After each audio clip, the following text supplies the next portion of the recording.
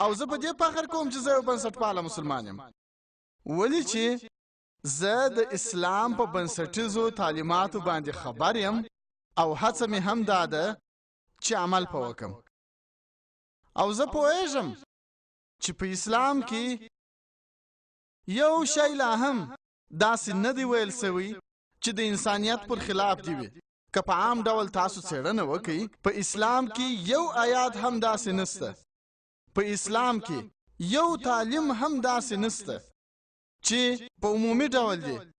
ځینې تعلیمات غیر مسلمانان چې کله لولي هغوی دا فکر کوي چې اسلام د انسانیت پر خلاف دی. دا په دې چې کېدای سي هغه په شالید باندې خبر نه، هغه په پس منظر باندې خبر نه، د هغه تعلیم په بنسټ نه پوهیږي. کله چې موږ ودی ته اصلي تعلیم ورکوو او هغه په بنسټونو خبرو، نو یو انسان به هم په دې ټوله نړۍ کې یو اسلامي تعلیم هم داسې نه راوشي چې هغه د انسانیت پر خلاف وي. دا زما و ټوله نړۍ ته یو ننګونه یا چیلنج ده. کله چې موږ د اکسفورډ ډکشنري را اخلو د بنسټپاله د معنا دپاره،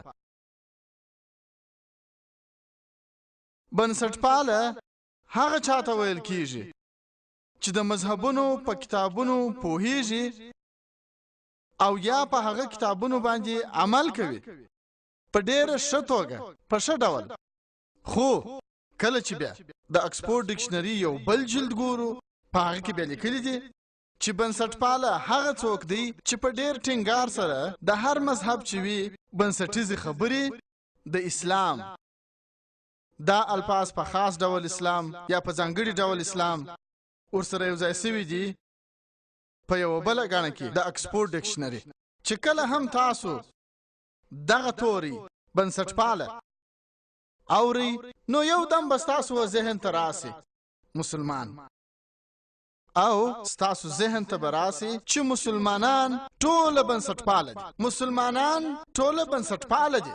زه و دې رسنیو ته دا وایم، زه شدت پسنده یم، زه شدت خوښونکی یم، زه په شدت سره مهربانه یم، زه په شدت سره مینه ناکه یم، په شدت سره رحم کوونکی یم او په شدت سره ایماندار یم. زه شدت خوښونکی یم،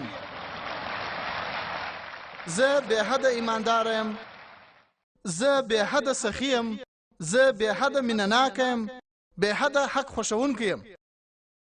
زه دا پوښتنه کوم چې یو انسان به هم ماته دا ثابته کړي چې بې حده ایمانداري غلط کار دی؟ دا په قرآن مجید کې لیکلي دي. موږ د نیم ایمان خاوندان کېدای نسو، موږ باید پوره ایمان ولرو. موږ د خپلې پیدې دپاره ایمان نسو کاروی. که چیرې زموږ پیدا وه نو ایماندار یو، کوم پیدا نه وه نو بې ایمانه یو. په قرآن شریف کې لیکلي دي چې تاسو باید پوره د ایمان خاوندان اوسئ. نو په دغه خاطر زه وایم چې زه شدت خوښونکی یم، زه یم شدت خوښونکی، خو مګر هغه شدت خوښوم چې انسانان وسمې لارې ته بیایي چې د انسانیت دپاره رحمت دی نه زحمت. اکثره ځایونه موږ وینو چې مسلمانان بیریږي او وایي چې موږ بنسټپاله نه یو. زه بنیاد پرسته نه یم، زه شدت خوښونکی نه یم، دوی وبیریږي. زه دا وایم چې بازي سرچپه واړوئ، بازي پر دا بله خوا واړوئ، تر څو پورې به تاسې بیریږئ. او په ټوله دنیا کې زه هر وخت دغه وایم چې زه بنسټپاله یم، زه شدت خوښونکی یم، او تر څو پورې چې تاسې بنسټپاله نسی تر هغو تاسو یو ښه مسلمان کېدلی نسی. که ټوله انسانان په نړۍ کې بنسټپاله سي، نو انشاءالله تعالی په دنیا کې به امن راسي.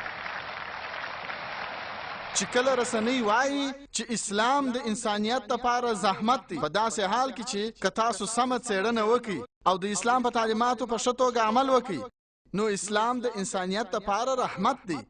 دا چې نن سبا رسنۍ وایي چې دغه بنسټپاله خلک مشکلات جوړوي او د انسانیت لپاره ستونزې پیښې کړي دي، په داسې حال کې چې که هر مسلمان بنیاد پرست یا بنسټپاله سی، نو د انسانیت ټوله مشکلات به ورسره حل سي.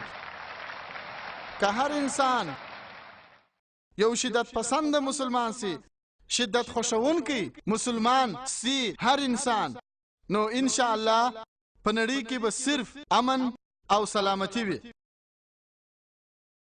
رسنۍ وایي چې مسلمانان ترهګر دي، مسلمانان بیره خورونکي دي. زه دا وایم چې هر مسلمان باید ترهګر وي، هر مسلمان باید چې ترهګر وي. د ترهګر معنا څه شي ده؟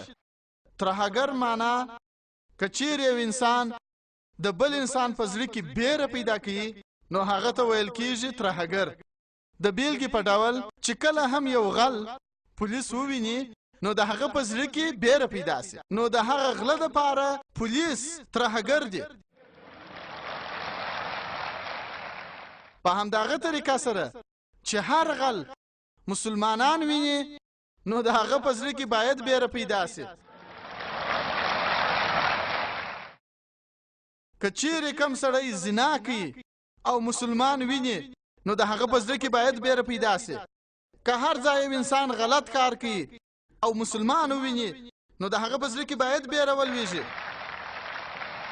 په داسې مسایلو کې، په داسې حالاتو کې پر هر مسلمان دا فرض ده چې هغه ترهګر سي. د قرآن شریف آیات دی، سورت انفال سورت نمبر 8 آیات نمبر 8.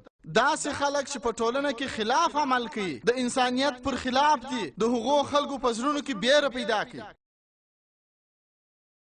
زه پوهیږم چې په عام ډول سره ترهګر و هغه چاته وایي چې د یو بېګناه انسان په زړه کې بیره پیدا کوي. په داسې حالاتو کې، په داسې شرایطو کې هیڅ یو مسلمان د هیڅ یو بېګناه په زړه کې بیره نسي ور اچولی، یوازې د هغو خلکو په زړه کې چې د انسانیت خلاف دي. د بیلګې په ډول غل، یو زناکاره سړی، د داسې خلکو په زړو کې باید بیره پیدا کړل سي. او ډیری وختونه موږ داسې وینو چې د یو کار دپاره 2 لقبونه ورکول کیږي. هغه سړی، هغه یې کار، مګر 2 لقبه یې. د بیلګې په ډول هندوستان ته د ازادۍ تر ورکړې د مخه تقریبا 80 کاله تر مخه انګریزانو په دې ملک کې حکومت کوي. ډیری هندوستانیان د دې هیواد د خپلواکۍ دپاره جنګېدله و دې خلکو ته به د انګریزانو حکومت ویله چې دا ترهګر دي، دا ترورستان دي. خو لاکن موږ عام هندوستانیانو هغه خلکو ته ویله قهرمانان، اتلان. هغه کسان، هغه کار، مګر 2 مختلفې ټاپې، 2 لقبونه. که چیرې موږ د انګریز حکومت د نظر پلوي وکړو او دا ومنو چې انګریزانو حق درلودی پر هندوستان د حکومت کولو، نو موږ به بیا دا منو چې هغه خلک ترهګر و. او که چیرې موږ د عام هندوستانیانو د نظر سره موافق یو او په دې باور یو چې انګریزان و هندوستان ته د تجارت لپاره راغلي و، هغوی پر موږ باندې د حکومت کولو هیڅ حق نه درلودی، نو موږ بیا دا وایو چې هغه کسان قهرمانان و، د ازادۍ جنګیالي و. په همدې خاطر د هرې ټاپې د وهلو تر مخه موږ باید دا څېړنه وکړو چې په کومه وجه هغه انسان مبارزه کوي یا جنګیږي. او نن په هغه خبري ناسته کې د حیدرآباد رسنیو زما څه دا پوښتنه کول چې دا مسلمانان هر وخت ترهګر ولیدي. نو ما هغوی ته وویل چې د برطانیې حکومت، انګریز حکومت 80 کاله تر مخه و بګت سنګ ته ترهګر ویل. هغه ویل و ورته ویلې، ما ورته ویل ته منې؟ ویل یا زه خو نه منم. نو ما ورته ویل چې زه هم دا نه منم چې بګت سنګ ترهګر و، زه هم دا نه منم چې بګت سنګ تروریست و. نو ما د هغه څخه پوښتنه وکړله چې هغه وخت انګریزانو ویله چې بګت سنګ تروریست دی، تاسو نه منله، نو نن چې انګریزان وایي چې مسلمانان تروریستان دي، تاسو ولې ورسره منئ؟ نو هغه خبریال وخندله. نو ما هغه ته وویل چې د هندوستان په حالاتو ته خبر یې، خو د مسلمانانو په حالاتو نه خبر. ته په دې نه پوهېږې چې د لویدیځې رسنۍ امریکایي مطبوعات برطانوي مطبوعات چې مسلمانانو ته تروریستان وایي ته د هغه په شالید یا د هغه په پس منظر نه خبر ته د مسلمانانو په حالت نه خبر او تاسو به دا ډول مثالونه د نړۍ په تاریخ کې په څو واره ووینئ د مثال په ډول په 19مه پیړۍ کې په 19مه صدۍ کې په 1815 کال کې امریکا تر تسلط لاندې و انګریزانو پر امریکا باندې حکومت کوي ډېر امریکایان د خپل هیواد د ازادۍ لپاره جنګېدل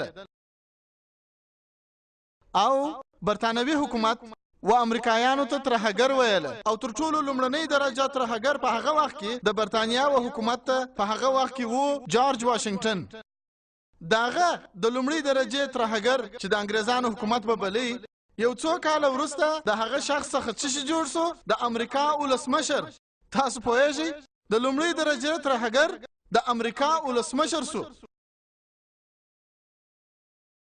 دا نو یو مثال شو د نړۍ د ټولو ولسمشرانو لپاره په شمول د جارج بوش ستاسو فکر پر رسیږي چې یو ترهګر د امریکا ولسمشر شو او هغه د ټولو ولسمشرانو لپاره یو بیلګه شول داسې مثالونه یو چاته ډېر ورکولای شي او هغه خلک چې یعنی انګریز چې امریکایانو ته تروریستان ویل د څو کالو په تیریدو سره د هغو تر ټولو نږدې دوستان دي اوس دا د انګریز حکومت د تروریستانو سره انډیوالي کوي داسې به نورم ډېر مثالونه وویني موږ پوهیږو چې پخوا سپین پوستو پر جنوبي افریقا باندې خپل حکومت کوي و هغه ته خلکو ویله د سپین پوستو حکومت د سپین رنګو حکومت په هغه وخت کې هغه حکومت نیلسن منډیلا ونیوي او تر 15 کاله زیات په رابن جزیره کې بندي کړی او ویل به چې د جنوبي افریقا لومړی درجه تروریست همدغه نیلسن منډیلا دی